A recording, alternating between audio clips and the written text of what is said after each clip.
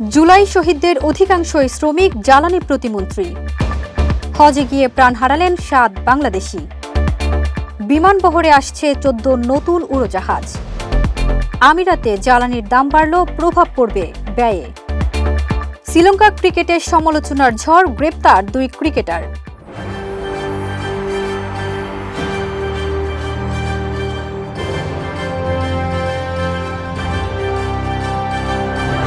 দর্শক, আমন্ত্রণ জানাচ্ছি নাগরিক প্রতিদিন নিউজরুম ইনসাইট থেকে। আপনাদের সঙ্গে আছি আমি, ফারজানা নিকিতা।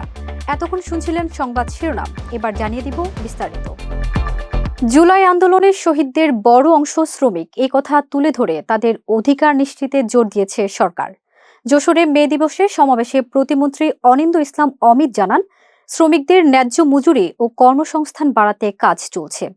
বন্ধ কলকারখানা চালু, ফ্যামিলি কার্ড, খাদ্য সহায়তা ও কৃষি ঋণ মওকুফ সহ নানা উদ্যোগ নেওয়া হয়েছে। হাওড় অঞ্চলের ক্ষতিগ্রস্ত কৃষকদের জন্য বিশেষ সহায়তার ঘোষণা দেওয়া হয়েছে।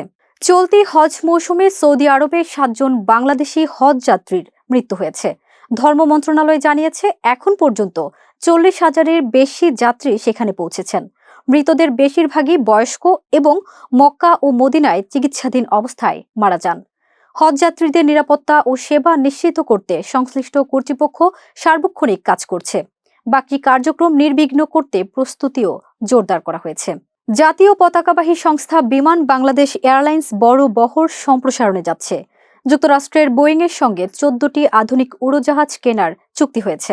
এর মধ্যে 10টি ড্রিম লাইনার ও 4টি ন্যারো বডি বিমান রয়েছে। সংশ্লিষ্টরা বলছেন, নতুন উড়োজাহাজ যুক্ত হলে আন্তর্জাতিক রুট বাড়বে, সেবার মান উন্নত হবে এবং দেশের বিমান খাত আরও আধুনিক হবে। সংযুক্ত আরব আমিরাতে পেট্রোলের দাম গড়ে ৮% বৃদ্ধি পেয়েছে। নতুন দামে 3 ধরনের জ্বালানির প্রতি লিটারের মূল্য বেড়েছে উল্লেখযোগ্যভাবে। এতে পরিবহন সহ দৈনন্দিন খরচ বাড়ার আশঙ্কা করছেন বিশ্লেষকরা। তবে ডিজেলের দাম অপরিবর্তিত রাখা হয়েছে। কর্তৃপক্ষ জানিয়েছে, নতুন মূল্য ইতিমধ্যে কার্যকর হয়েছে। শ্রীলঙ্কার অনূর্ধ্ব ১৯ দলের 2 ক্রিকেটার নারীদের গোপন ভিডিও ধারণের অভিযোগে গ্রেপ্তার হয়েছেন।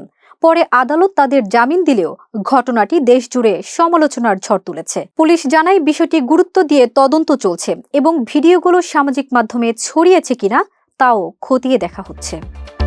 দর্শক, এই ছিল নাগরিক প্রতিদিন নিউজরুম ইনসাইট থেকে সর্বশেষ। পরবর্তী সংবাদ দেখার আমন্ত্রণ জানিয়ে বিদায় নিচ্ছি।